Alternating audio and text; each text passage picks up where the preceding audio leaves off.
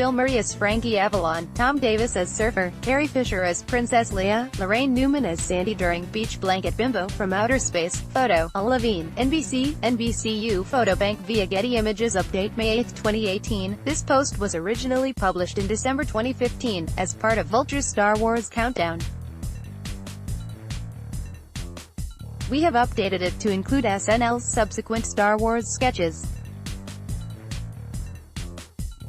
The original Star Wars hit theaters just a few days after Saturday Night Live wrapped its second season in 1977, and it became the highest-grossing film of all time the following year.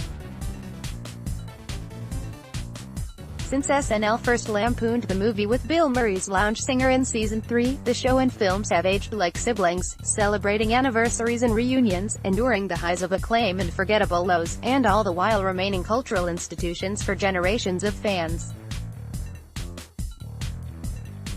In recent seasons, the tradition has continued with SNL getting the stars of The Force Awakens and Solo, a Star Wars story to parody themselves. Working with Joel Navaroli of Snarchives.net, we collected all 19 sketches that represent the shared history of Star Wars and Saturday Night Live. Nick Winters at the Powder Room. January 28, 1978. Toward the end of lounge singer Nick Winters' second sketch, Bill Murray's beloved crooner character launches into his version of John Williams' Star Wars theme. The song's opening lines, "Star Wars, nothing but Star Wars, gimme those Star Wars, don't let them end," remain the most iconic part of sketch, but Murray's scream at seeing pianist Paul Shaffer dressed in a Darth Vader mask and fist pump to celebrate his 7th winter at the Powder Room are equally terrific. Coincidentally, Bill was one of the many actors considered for the role of Han Solo before Harrison Ford got the part. Carrie Fisher Monologue, Beach Blanket Bimbo from Outer Space, November 18, 1978. The night after CBS aired the infamous Star Wars Holiday Special, Fisher took to the 30 Rock stage dressed as Princess Leia, telling a drawn-out joke about Jabba the Hutt at the urging of Obi-Wan Kenobi, played by Dan Aykroyd.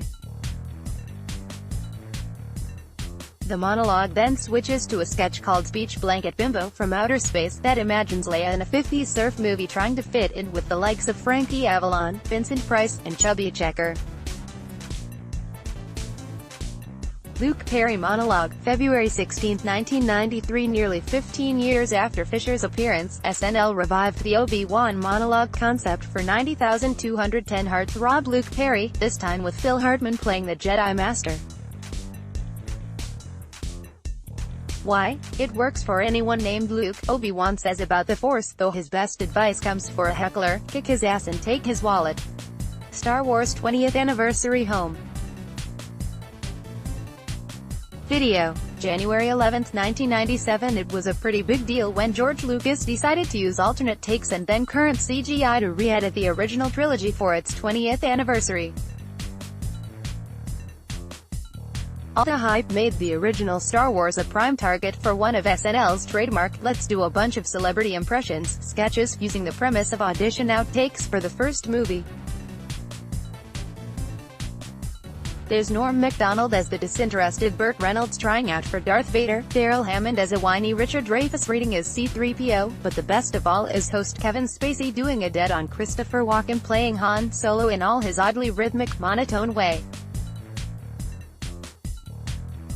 Shop at Home Network. Mark Hamill, March 15, 1997. What's better than Chewbacca if he played for the Brewers? Baseball card?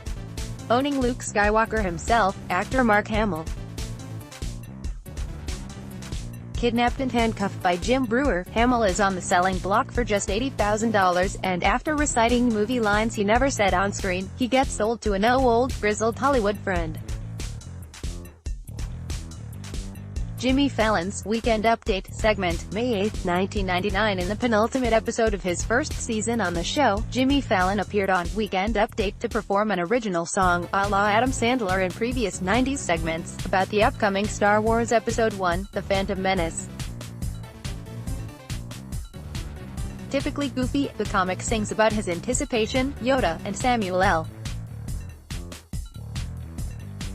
Jackson's Mace Windu, set to the tunes of Sugar Ray's Every Morning, Eminem's My Name Is, and Livin' La Vida Loca by Ricky Martin, that evening's musical guest. Billy D. Williams, on Weekend Update, May 15, 1999. In the season 24 finale, Tim Meadows appeared on Weekend Update as Billy D. Williams, who played Lando Calrissian in the first trilogy. Here, he reviews The Phantom Menace, complaining that he's not in it, drinking a Colt 45 and bragging about his darksaber. Basically, nerd humor meets the ladies' man. HBO First Look, Star Wars. January 12, 2002. By the time the season 25 sketch aired, Episode 2, Attack of the Clones, was in production, with many fans worrying it would feature more of the same problems that led to The Phantom Menace's mixed reviews. In this making a parody, George Lucas' Daryl Hammond tries to quash those fears, insisting that it'll be totally great that the already dated Alf, Mayor McCheese, and Monica Lewinsky will be featured in certain scenes, and the lead Jedis would be played by NSYNC. Best of all is Fallon donning a curly blonde wig to play future BFF Justin Timberlake. Overdressed for the theater, May 21, 2005. For the 30th season's finale, an 18-year-old Lindsay Lohan hosted for the second time, promoting Herbie, Fully Loaded.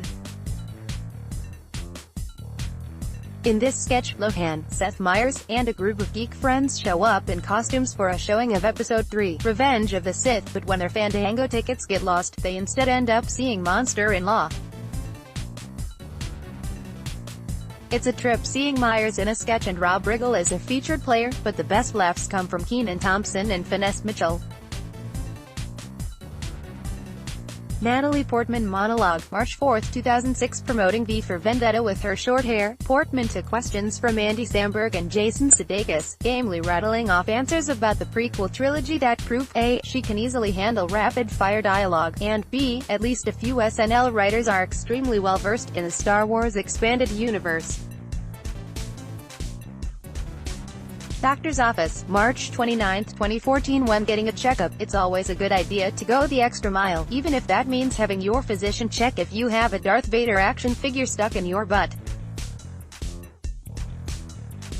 What starts as a funny, if thin, bit between patient Louis C.K. and Dr. Mike O'Brien gets funnier as more of the clinic staff pop in to make sure their butts are also free of Sith Lords.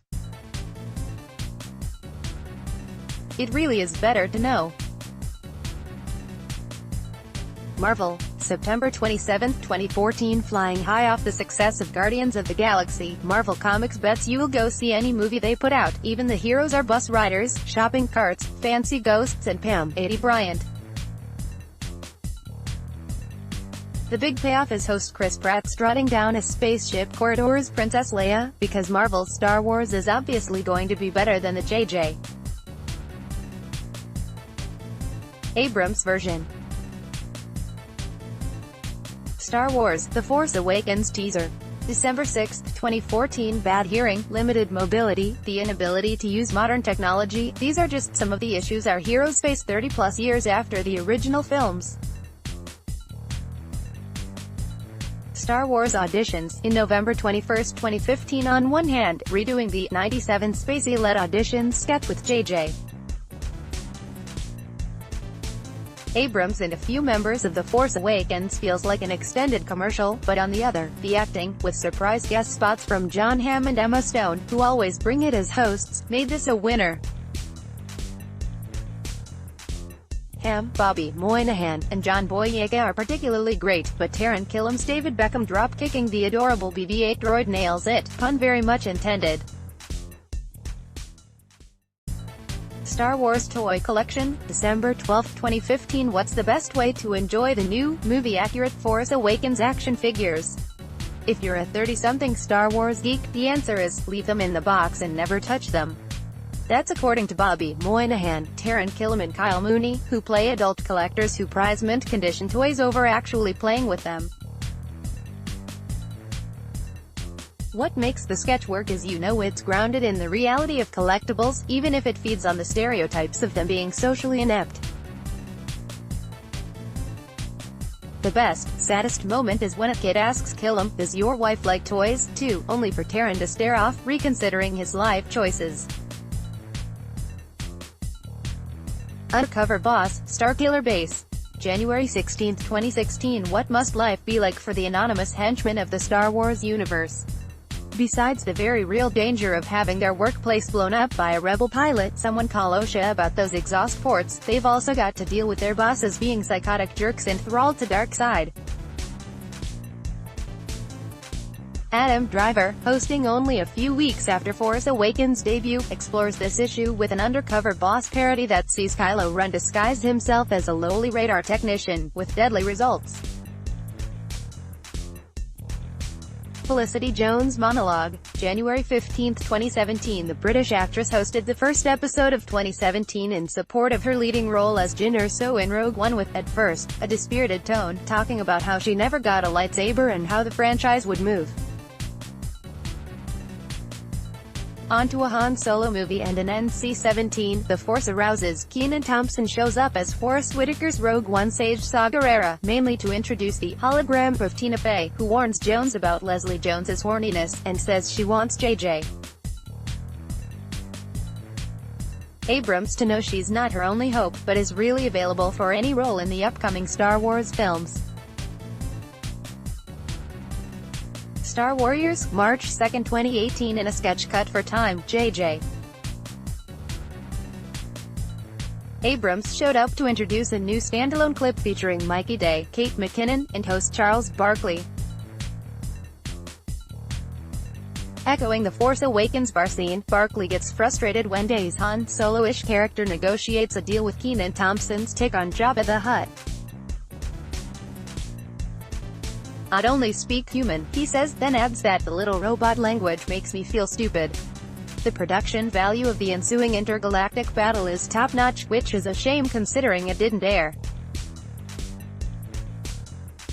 It's fun, well-acted, and has a great profane kicker from Barkley. Lando Summit, May 5, 2018. In a more peaceful time, Lando Calrissian decides it's a good idea to book a Naboo banquet to honor all the black people in the galaxy. With a dry ice beverage at the podium, host Donald Glover addresses the 1,000-person hall, showing off his spot-on Billy D. Williams impression, and speaking to a crowd of three, Kenan as Saw Gerrera, Leslie Jones as a pissed-off version of Leia who has to announce that all activities are cancelled except meals, and Chris Redd, who just doesn't have anything to say to the empty room. Like in much of the episode, Glover uses his crooner persona to close the sketch with a bit about making love in space, and explaining why Lando has no backstory other than being a card player. Additional reporting by Nate Jones. All 19 Star Wars sketches produced by Saturday Night Live.